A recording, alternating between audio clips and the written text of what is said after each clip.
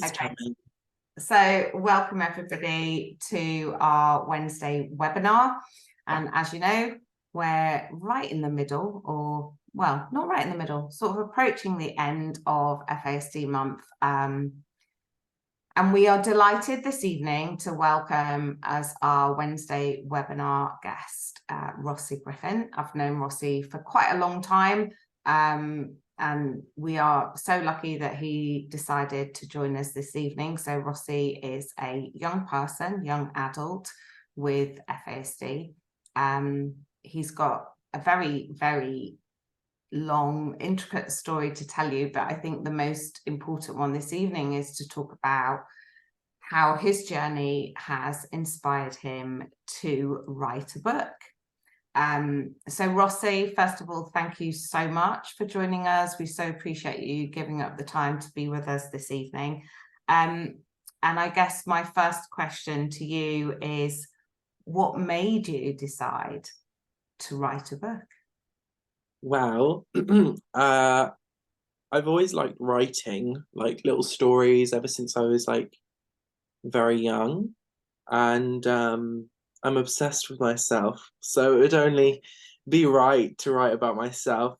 But in all seriousness, I didn't know about FASD properly until I was about 16.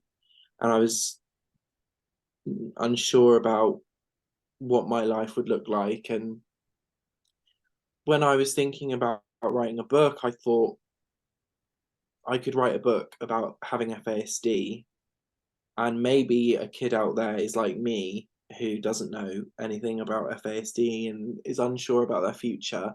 Maybe seeing someone, a young adult, especially with FASD, writing about their life would help someone else. So it's mainly for other people. I'm writing that. That was what made me want to share my story. And I have a lot of stories, so I thought it would be enough to fill a book. Rossi, do you think your book, or would you say your book is aimed more at parents, or is it aimed at young people like you or younger than you, or is it just out there for everybody, for parents and young people? Who is your market, do you think? Or have you not thought about that yet? I think the group I'm aiming at showing it to, it's everyone. I don't want there to be a specific group of people. I don't want it to be a specific age range. I want a parent to be able to read it and understand the inner workings of a kid with FASD's their mind. And I want a kid with FASD to read it and think, oh, okay, so it's not all doom and gloom. I've got a good future ahead of me. And I want a young adult to read it and think, okay, this is inspiring to them as a young adult. That's Travis. So we've just had those brief two questions. So I think we should just take time to say thank you to everybody who's joined us this evening. And obviously there is a chat function. And for Rossi and I have talked quite extensively about what would be the best way to run this webinar so everybody gets what they want out of it. And we decided that would be amazing if you guys could type into the chat any questions that you have. Rossi and I have discussed questions this evening that I'm going to sort of pose to him so we can keep it going. And then at the end, we would love to open it up for your own questions. So please feel free to type away in the chat throughout the webinar. And at the end, we will definitely ask Rossi all of those questions. And stay on until we can answer them. We're quite happy to stay on post sort of the 9 o'clock end of the webinar and make sure that you all get the best that you can out of this. So I'm going to ask you this, Rossi, which I think is going to be really, really pertinent to parents. So how did you, or how are you finding, because I know it's not a complete process, how are you finding the process of writing a book? I know now you have an editor, that's correct, and you have a publishing deal, but there's timescale for your delivery. So do you want to tell us a little bit about how that all came about? And So I was writing the book. I've been wanting to write the book for a few years, and it's just in the last year really that I've kind of been writing it in official capacity. And so recently I got a publishing deal with, I can't remember the name of the publisher. Jessica Kingsley. Yes, them. At least one of Yeah, us got I our knew. screwed on. Um, and I was shocked to say the least. It was a battle to even get me to do the work on my mum's side. So it was I was very glad that I got the deal, and basically the process of getting an editor was also very hard because um it was like I was trying to find my voice in someone else, if that makes sense.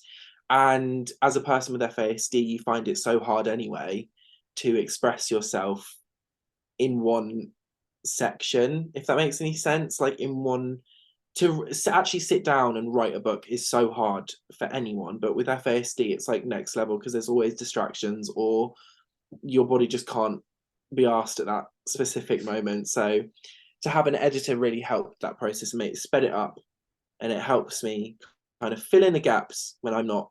Yeah. So would you say it was your mum who took what you'd written and gave it to a publisher? Did your mum go, right, this is great, I'm going to do it, or were you behind that process? Well, we have an amazing editor. I don't know whether I should name her, but she's called Mel.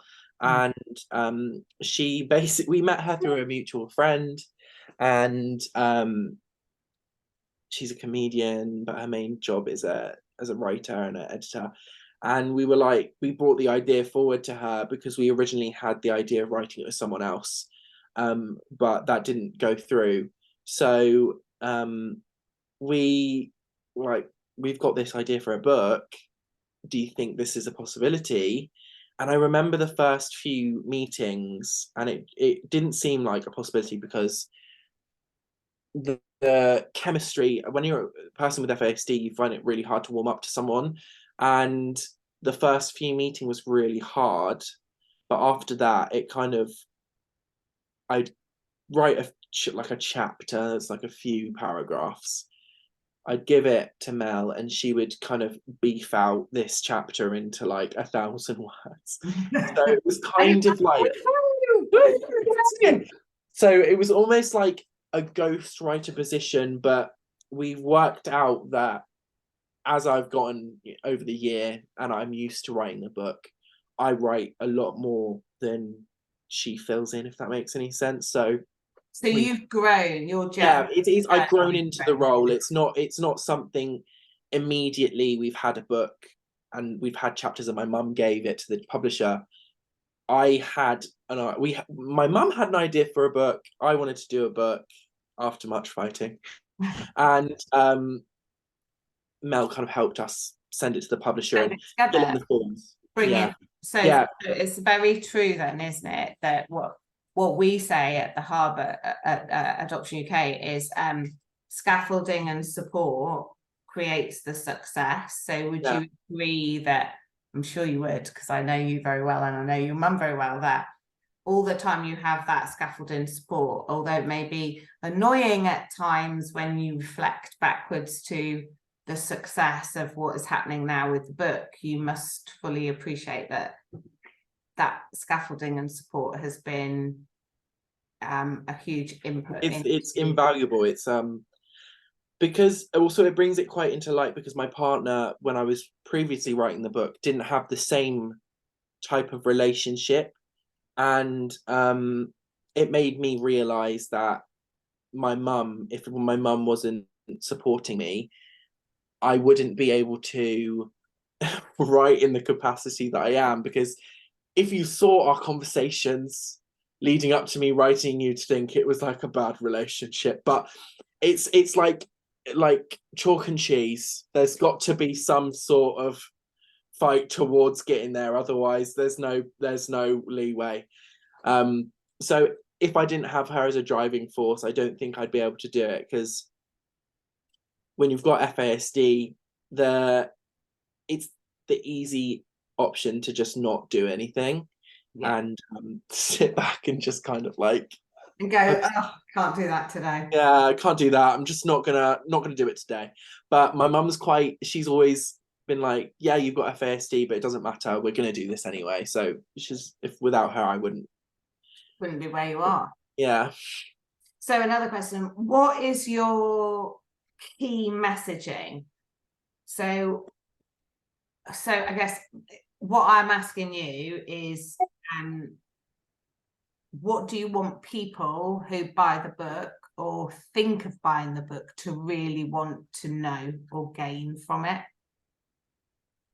I'd probably want them to know that it's not a life sentence.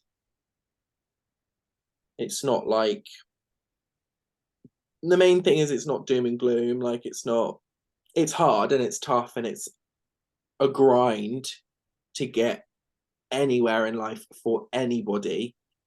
But when you're neurodiverse and struggle with so many things that neurotypical people will never have to understand, you're fighting twice as hard to get half the way that a neurotypical person gets.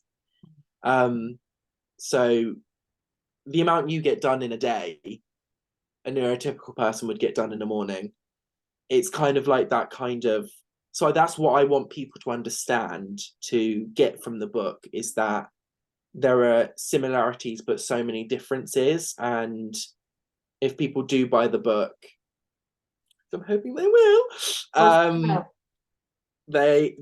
hope they get that it's not a death sentence, and it's not as negative as a lot of publications make it seem, and it's not as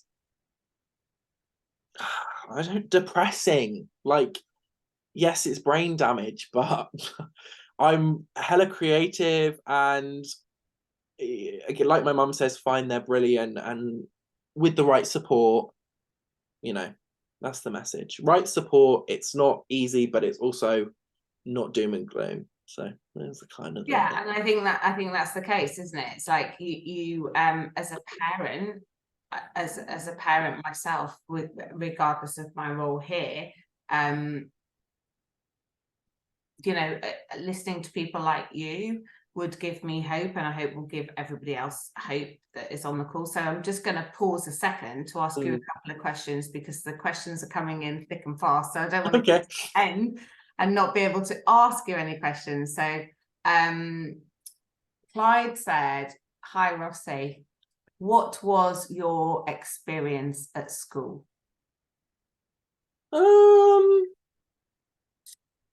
Tough.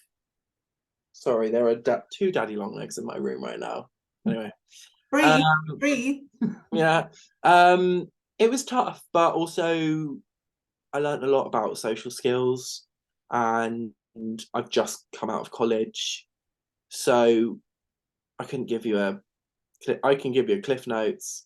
But you were lucky, weren't you, that your mum got you into a school? Yeah, so my experience compared to someone else's experience would probably be much different. But I went to a performing arts school for my college, and then a form of university in a makeup academy. So it was all very creative, following what I love and my skill set. So it was easy in certain ways, but always academically, it's been a tough grind for sure. But am I right in saying that you even in the area of school that is compulsory, so up to 16, did you not go to like a performing arts school? Yeah, so I went to the Brit School, which is in Selhurst in Croydon, and but you went there at 14, didn't you? Yeah, I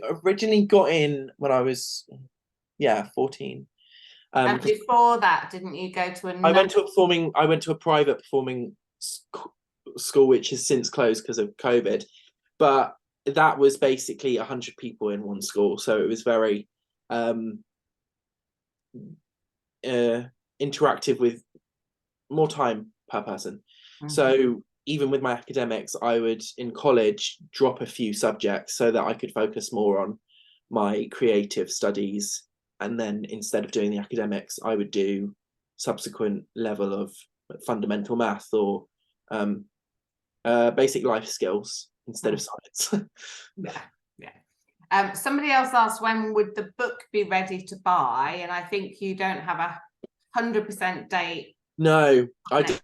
I wish, you know what, attendee of a previous thing that me and Joe and my mum did for our business. What is it? FASD Surrey, I guess. It's like a Road to FASD. Road to FASD. We do like chats with groups of people, and a person was like, "You need to get this into schools," and I was like, "Trust me, honey, I'm trying." But we've still gotta post it off to the publisher yet. So I think it's a good maybe year away until it's like fully published and people can buy it. Because so your deadline for submission, so you've got your deal, your deadline's May for everything to be in, and then obviously the publisher. And then if you think about it, other editors have to go. The company editor has to see over it. We have, the art section of it and all that, and so but it's on its way, Rossi. That's the key thing. It is. Somebody else says, hi Rossi, I'm a new foster carer and will be caring for a little one, so a toddler with FASD. So that's like a really young toddler. What's your best piece of advice on how I can support him? That's quite hard to reflect, Rossi, but I'm just thinking, when I was a toddler, they're going to have a lot of energy and very big crashes. So you need to make sure that their bedroom is like, my bedroom back when I was in Norfolk was quite compact. So we kind of filled it with like we had sections of the room, and it would be like this section's the play section, this section's the book section, even up until I was like 7. But just before we left, that was what my room was like, because it was like, if they have sections of a room, it helps divide their brain. They have a busy day, they need places. So one thing I'd say is give them a lot of structure, otherwise they're gonna dispense a lot of energy and then crash, which is gonna happen anyway. But structure, probably. Structure, and I think for us, we've always had like soft, comfy, sensory chill area. Yeah. The other stuff has always been good at my house, but everybody, it's like we always say, FASD is a spectrum, isn't it? One person, you get 100%. Somebody else, before we go back to my question, says, Rossi, and this is an interesting one, would you consider writing a book for younger children? So this is actually quite funny, because my mum is also writing a book from the parents' perspective, with hopefully with the same publisher, but that's all in talks. So I would love my mum's also an artist, and because the way my book that I'm publishing now is formatted, it's more of a medical type advisory book that also can be for young adults and professionals in the medical field. So it's not just for basic consumption, it's also for schools and medical. That's how they sold it to us anyway, so it's a wider variety. Anyway, I hark back to what I was saying before. My mum is an artist, and we wanted her to create art for the book, but it didn't suit the vibe, I guess, of what the book is. So I would love to create a picture book that is kind of like for toddlers upwards type thing. Yeah, because I've seen like quite a lot of your mum's art, and I think she could create amazing pictures that parents could read just in a picture book to maybe explain, just explain having a different amazing brain in pictures and words and things that would allow children to sort of accept and understand at a very early age, because as we know as parents, you know, when your children are diagnosed as they're growing up, you've got that whole thing of them not only being diagnosed but also coming to terms with even what is FASD and then the reason behind it. So I think it's a bit like when you adopt a child. Obviously, Rossi, you're not adopted, but for children who are adopted, most adoptive families have life story books. So I think there should be an FASD, the life story. You know, it doesn't have to be about a person. You know, the life story could be the life story of the brain when it's impacted by alcohol. So it doesn't need to. There's so many options. There's so many options. So yes, an answer is I would love to do that. We shall see what the future holds. Well, there you go. So, Rossi, we're never going to get through our questions. What age, Rossi, what age was FASD diagnosed, your FASD? And do you discuss in your book your journey to diagnosis? I do discuss it. I was officially diagnosed when I was 13, I think. Yeah, you were. And see, you're better than me at remembering. I met you just yeah, around the time, just after I was, basically, quick background, just after I was diagnosed, I went to VM, which is Joe's choir, and that's how we met. So yeah, I've known since I was 13. I do talk about it in the book. It's a big chapter. So there's a big, you know, and it also has techniques in there for you to tell your child how it happened. And so yes, I do talk about it. So somebody else has just asked, did you ever have times where you didn't accept help from your mum, or you rebelled or were abusive? And you say it, whoever said it, Claire said, I know you wouldn't want to share details. If so, what were the key things that supported you to realize that she was definitely your best advocate? So if you were rebelling and angry at her, if I'm honest, it still happens. Like every day we have arguments, and I'm not going to sugarcoat it, because my mental age is 16, so I may be 21, but there's also the harsh reality that I can be a pain in the ass. And but I know that without my mum, I wouldn't be where I was. And so it's like I'm having an argument, but then I'm like, why am I having this argument? There's no point. So to answer your question, yes, I have, and I still do have times where I rebel, and I'm very aggressive, I guess, and we have arguments and disagreements. But you know what? Such is life, and I wouldn't want it any other way, because I learn every day new things. So right. Oh, so and sorry, yeah, that's yeah. No, so we're still getting questions, so I'm going to ask you a couple more questions and then go back to the questions. Yeah. Just give you a little bit of a break and go back to what we talked about before. So I guess a key thing we discussed pre this webinar is, what are your hopes and your dreams following the publication of the book?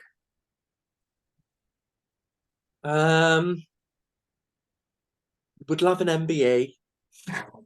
No, Big, darling, think big. Yeah, think big. I just want it to be a wider net cast. Do you know what I mean? I want it to be more people knowing about it, even people who don't have FASD. You know, I want it to be a bigger thing than just the community that we have dutifully created. But Um, I think great. Rossi, what's really key tonight for me is like, obviously I've known you for quite a long time now, and what I get as a mum, parenting a child with FASD, is you've come on tonight to do this event in the middle of FASD month, and you're dressed the part, you're dressed up, you've got a shirt on, you look amazing, you're on camera. So to me, that transfers from a computer screen to a TV screen to bigger things, because your mum has taught you and educated you well to present yourself in the best possible manner. And I think it's credit to her and credit to you, because I'm like, Thank you, Janet. thank you, Janet Griffin. I'm sitting here in my sweatshirt at the end of the evening, but you're looking amazing, and all of those little things and pieces that your mum adds to your growth will, I'm sure, mean that your book will be hugely successful, and we'll probably all be sitting here in a year, 18 months saying, oh my goodness, remember when we did the webinar with Rossi? Credit to you and your mum. Yeah. Well, do you think you would consider ever doing a follow-up book? You know, if this is like a big success in another sort of 10, 15 years, would you follow up and go, this is the journey I've had? And you know what? I think once this book's published, I think I'm gonna need a good 10 years before I even think about writing another. I think a children's book is different because one, it will be less work for me. But also because I think you have, when you're writing a book, you have to think of the audience, and that's what's mainly the stress of it. You have to think of how other people are going to view what you're writing, and with kids it's easier to write for them, if that makes sense. It's more creative. So I think yes, I would.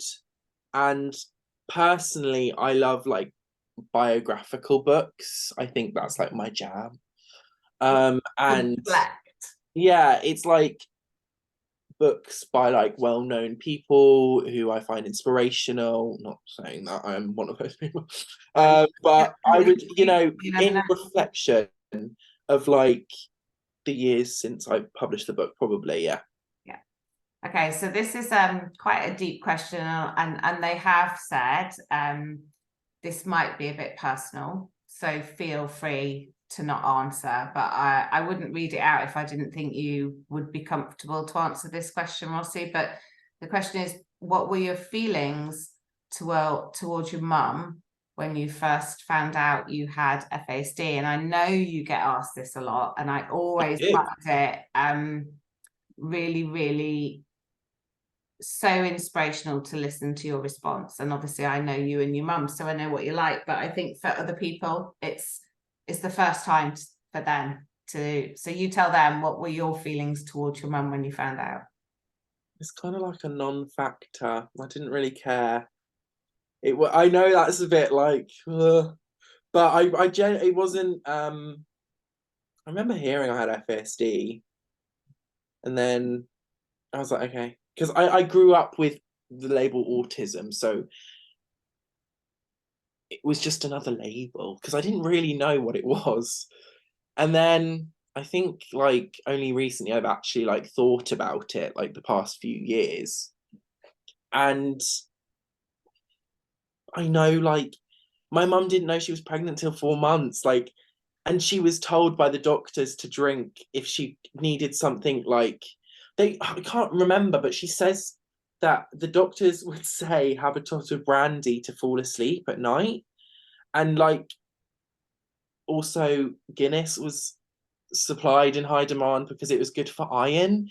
And I just think of like the time period, like there's nothing you could have done, to be fair, if the doctors were suggesting that. Like I'm not fussed. It is what it is. And And your mum had like quite a complex medical history, and she didn't even. Yeah, she had very big struggles already. She had already gone through menopause, so she didn't think She was told she couldn't get yeah, she was told she couldn't. It was a non-viable growth, is how they described me.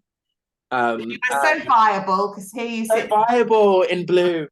And you know, it's just, it is what it is, and I wouldn't want it any other way. Yeah.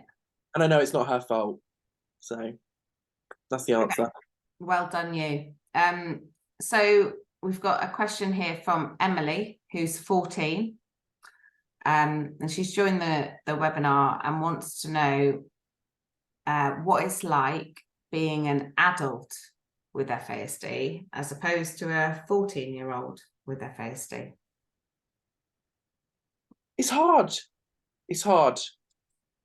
And it is tricky. When you're 14, I remember when I was 14, I thought, oh, all my problems are not going to be a thing when I'm older. Which those problems that I was having definitely aren't a thing anymore. But you're going to have some more problems. Yay! And I say it's hard, but there's also some killer moments in life. Like the first time I traveled down to Nottingham by myself, it was like I was majorly proud of myself. It was like an achievement. So there are times where you're gonna think, okay, I've got this, but like it doesn't matter because I can do these things. It's like self-affirming or the possibilities in your life. So it's hard, but again, it's not so hard that you can't do anything. It's just a different type of life than a neurotypical one. And it can, it's a complex journey, but what it's like to be an adult for anyone is difficult. And there are bills to pay. So yeah. And dogs to look after. And dogs to look after and vet bills to pay. So yeah, it's a journey. But you're getting there. Yeah. You're growing. You'll find your groove. So Ali Mac, who I believe you know, she sent a message saying, Rossi, you are an inspiration to my son, Reese. He has said you are his role model. Like you, he's very creative. And what advice can you give him to follow his dream to be a makeup artist? Say that again. I was so entranced by in something else. So Ali Mack has said that her son Reese, who you already know, they sent a video. You are his inspiration, and she wants to know what advice you can give him to follow his dream, which is to be a makeup artist. I would say keep chugging along, and also try and get into makeup jobs. I know it's a bit crazy of me to say, but my first makeup job was when I was 13.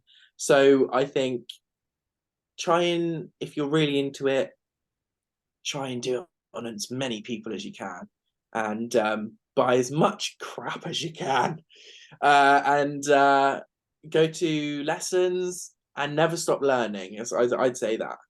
But do you think, like, you have your Instagram by Rossino, and you post all your photos and you tag all the makeup artists. So for an individual like Reese, who's got FASD, would you advise that he started practicing and had an Instagram that was maybe monitored by his mum to help him, like?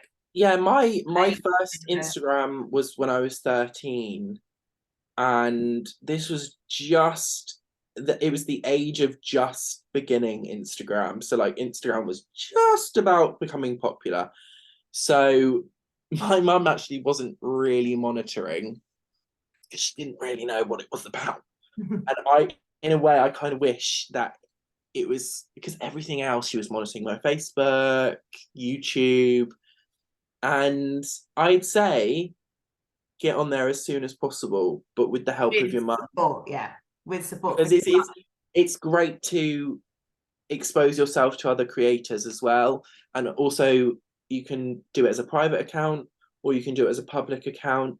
I'd say start off private and post to your tiny group of followers, and then when you get but then like he could link just to you to start with, so you could see what he was doing, and then you could link in people who are makeup related that were safe, I think. But I definitely know that whole industry has been for you a great outlet and a source of progression and happiness for you.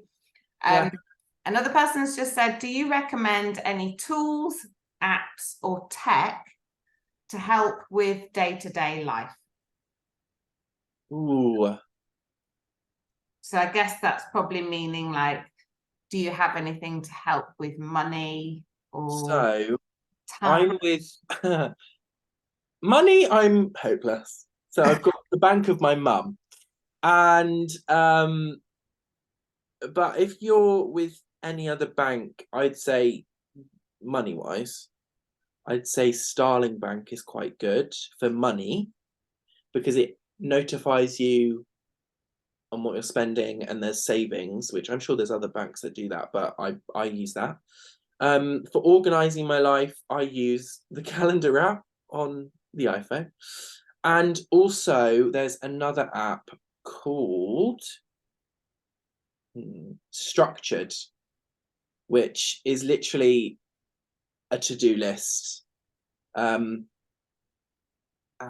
that you can get, and it just, it's like it, oh, you can't see it, but it like organizes your day with like everything that you're doing that day. So that's also very good.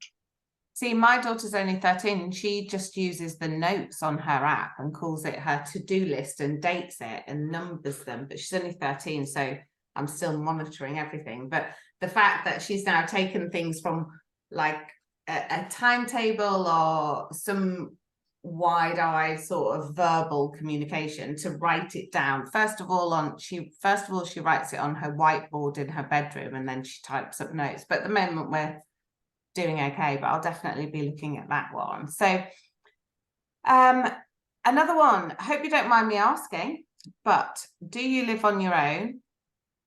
And if so, what key supports do you have to cope? And if not, what key supports would you need to do so? So I've never lived on my own. No surprise there. I've always lived with my mum or my mum and my siblings. But it's an idea for the future. When my mum moves out, I will get the house and I'll live by myself. But if I was to live by myself, it wouldn't just be by myself. I would probably have an assistant that would come in 3 days a week and help me organize my life and organize my budget. I'd probably have someone to do a food shop with. Being realistic, I'd have someone, I'd probably hire a cleaner because I am terrible at cleaning. That's okay, you can hire Lissy, she's an amazing cleaner. Great, done. Lissy's a brilliant cleaner. I always think that's an amazing talent. That's probably what I'd do. I'd have enough support to live on it. So you'd have key people in the areas that you find the most difficult for you to just manage daily. So I probably, the main three, I would have a PA, a accountant, because I'm terrible with money, and a cleaner. Because I think that covers my entire life. So that's what I'd say. I think that's brilliant though, because you can actually name that and you can put it in the boxes that mean that if you have that, that, and that, then your life can be, you can follow your dreams and your talents with that scaffolding and support around you. So somebody else has just popped a question in here that's saying not to ask you it if I think it will cause you distress, but as I know you, I don't think it will. So they're saying, is there anything you can say about coming to terms with your diagnosis? So I'm asking you this question because I honestly don't believe you. I'm not putting words in your mouth, but I don't think there was a coming to terms thing for you, but I could be wrong. But I'm pretty sure it's not going to distress you, so I'm asking it anyway. No, there wasn't any coming to terms with it. I was one of the lucky ones because I found out when I was very young, and my family is very neurodiverse anyway. And also, I came out quite young, which is completely unrelated, but also in a way, it helped me come to terms with a different style of living, if that makes any sense. Like understanding that being different is okay. So it really didn't affect me personally, but I can imagine like being older or being in a family which isn't so accepting or understanding, it would be so hard. But I was one of the lucky ones who really didn't have to change up my entire life just because of a diagnosis, because I already had so many, and I already because you lived in because you grew up and with a again it's family nature relative. over nurture. It's the area the people you are surrounded by. Yeah, so just be No coming to terms. I was lucky. You were very lucky, still are. So let's go back to a few more questions about the book. So actually, so everybody obviously here knows that you have FASD and that FASD is a disability. But so a lot of people are asking about your transition to college. Now, you've briefly touched on the fact that you were at the Brit School and then you transitioned to makeup. So maybe you could just go a little bit more into how that happened and how college was for you. So I'll go from the beginning. When I was in Norwich, when I was younger, I was in a prep school, and that didn't go quite well because they didn't really understand my difficulties. So we moved to London. I went to a primary school near my house, which didn't go so well because they didn't really know how to cater for me. So we thought, okay, let's switch this up. Let's take them to a private school. There's less people, and it's creative. So I went to a dance and singing musical theatre school. From there, I kind of honed my skills, found out kind of what I liked a bit more, which was musical theatre at the time. And so I wanted to go into musical theatre full time. And so I went to college for musical theatre at the Brit School. But that was quite a hard audition process. And I was rejected the first time. And then I had to re audition.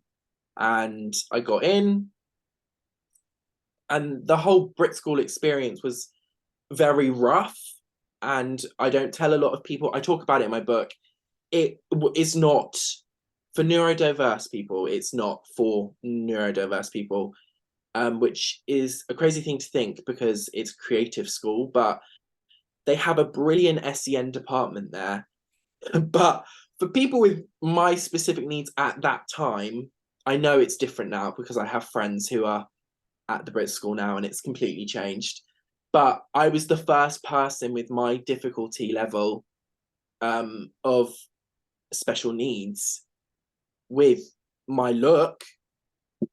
They had never experienced. I remember the headmaster Stuart Warden coming up to me and being like, "You are the first of its kind in this school."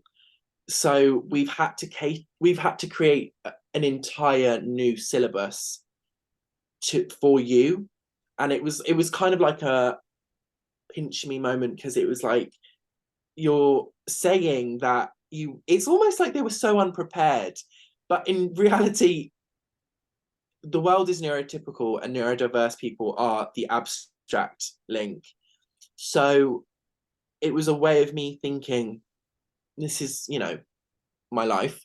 And so that happened, and they had to change a lot for me, and I struggled, and I didn't have a proper PA for the first year and a half I was there. So it took a few years for me to really settle in. I was there for 6 years in total. I was there for 3 years in musical theatre, and yeah, 3 years in production arts, 2 years in costume, and one in makeup. So it was a whole journey. And then I found out I loved makeup. And instead of going to university, because everyone was kind of going to uni at that time, I retook a year, because I had a mental breakdown because of the stress and I'm sure people with kids with FASD understand. So I retook a year, and that's why it was 6 years. And so after that year, I kind of took a long break. I was like, I'm done with that. So I went looking for a makeup course, and I had been introduced to brushstrokes, which is where I go now, when I was 14, because they wanted me to start when I was 15, because I was the only boy that was interested in the course, and I was, really intrigued in doing it. So they really wanted me, but I didn't have the funding at the time. So luckily, I got my local government area to fund this course for me, and so I was able to go. And yeah, been there for 2 years, best time ever. But I've still learned a lot socially. I've become a better person, a better artist. So it's still a journey. That is the big story of my educational process. You're welcome. So somebody else asks, did you struggle making friends at school? I did a lot. The first year of Brit was it was like Mean Girls. It was like an episode of Mean Girls every day. And I didn't do any work for the first year, like no coursework, nothing, because the way the Brit schools dealt, no fault of theirs at all. It's very independent. They give you a lot of independence on the first year to settle in and understand. And I'm from a small community in Surrey, and it's a very diverse school. So there was a lot of things I had never experienced before. And there was a lot of learning curves. And my personality became very bitchy because I was just reflecting what I saw around me in my class. So it was a tough journey to actually find, like, who am I at this school? Like, who am I apart from this persona that oftentimes people with FASD create? And yeah, it was a struggle in that school, in college. But I got there in the end. I think I learned a lot about my personal, like, health is wealth, and I learned a lot about my mental health being at Brit. So in brushstrokes, I learned a lot more about specific social keys. So what not to say and how to read a room.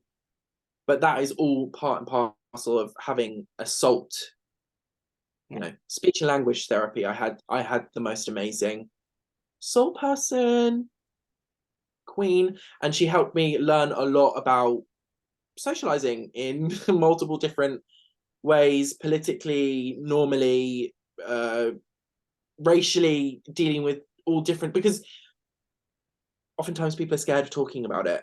And that's why I find being at brushstrokes was quite good for me, because I learned tons of different things from tons of different people. Again, So just on a different note, so at the weekend on Sunday, so I did my other job with like teaching singing, and we had this little girl, and you come to assist free of charge to help and do, contribute to what we do. And we had a 11-year-old little girl there who has a diagnosis FASD. We had 60 children. She was unable to sort of integrate into our choir. And so you went and you took her out and you managed to talk to her, bring her in, change the environment that she was sitting in, and that she was still in a room of 60 children because she could connect with you. So it might be really interesting for parents particularly to understand how that happened, because this little girl was left with us for 6 hours by her mum, which her mum's lovely, but it was a rehearsal day. All got a little Yeah, bit. I just took her aside and was like, I understand you, and what do you struggle with most about this room? Is there anyone in the class you like? Anyone you don't like? Anything you don't like in particular? And we narrowed it down to 2 people that she liked and she got on with, and she likes being in corners, and she doesn't like loud noises, which is hard when you're in a rehearsal room with 3 speakers. But we found a place for her and she was happy, and it was just about taking the time to actually sit down and like talk to her from an aspect with, and there are multiple different people who tried to help, but when they're not neurotypical, they just will never understand, and that's completely fine. But FASD is so particular, you can't really learn about it on a sheet of paper half an hour before. So to have someone with FASD by hand, I think, was the main reason, because it's like a click, like a switch. So it was handy that I was there because I could understand her. And she managed, you did that in the morning at about, I don't know, 11:30, and she managed to successfully do the day till 4 o'clock, 11 years of age, first time at a rehearsal. And I absolutely believe that that was because you were able to take her off to a quiet space, find out what she needed to be accommodated within the room, ensure that it was done, give her confidence, reintegrate her into the situation, and then she had like a really successful day. Somebody's asking, Rossi, do you struggle with sleeping? I do. I don't. My body doesn't produce. My body doesn't produce melatonin, so I have to take Circadin. So yes, I do. I had a nocturnal phase where I was like not sleeping at night until 6 a.m. And it still happens, but I think as you get older, I think there's just like a bit of like, can't be asked of going to sleep at like 12 in the morning. So I think, yes, I do. And I think I always will. I think it's just part and parcel of having FASD. I think it's quite a widely known fact. Sleep issues are quite common, aren't they? Even if they're not constant, I think they occur and reoccur depending on what else is going on. This is a really funny one. So it's not even really a question, but somebody said, can you come and be my child's one-to-one in school, please? I would love to, but darling, I'm too booked and busy. You have far too much going on. Far too much on my plate at the moment. Yes, you do, darling. Soon to be superstar at Paris Fashion Week, and you should just briefly tell everybody before we close up that you have been at London Fashion Week last week, Rossi, because that's just such a huge accomplishment. One thing, if anyone is watching who has a young adult without FASD, I'm a makeup artist by trade. I've been doing it since I was 13, and only recently I've been doing it professionally to earn a living. And I never thought ever that I would have the chance to do anything like I'm doing now. And it's a stroke of madness and luck, but also because of my FASD, I'm so impulsive that I will do anything at a drop of a hat. So I joined a Facebook group 1 month, and then a few months went by. I saw a fashion ad and I thought, I'm gonna go for that. 2 weeks later, nothing came of it. I was like, it's fine. And I went straight to her messages and was like, I know it's a night before the event, but if you still need any help, I'm available. And she had one space left. And I was like, I'll take that space. So I went to London Fashion Week for the day and it was insane. It was busy, it was bustling. I had a panic attack. It was fine. And I learned a lot and it was amazing. And from that job, I've been invited to go and work with 3 designers in Paris on the 25th, 26th, and 27th. So anyone with a kid with FASD, there is so much possibility, and to just find their brilliance. Thank you, Janet Griffin. And yeah. Oh, I think we're also super proud. Your poor mum's had to rearrange all her holidays to Holiday. Yeah, get you there. Somebody's just asked, can you do makeup tutorials online? So I think it was Ali, actually. I think it's Ali. So we do those, Ali. So if you contact Jan, Rossi's been doing them online. My daughter does them. We do them on a Tuesday currently. He's going to be doing more for more people.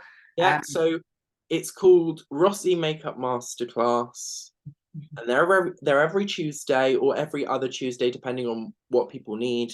But they're kind of course by course. It's an 8-week course, and we go through basic makeup, special effects, and face painting. So if anyone's interested, I'll put my mum's email down there so you can give her a bet. My daughter's doing it, she loves it. So definitely recommend it. Okay, we only have a couple of minutes, so I'm just going to ask you one more question.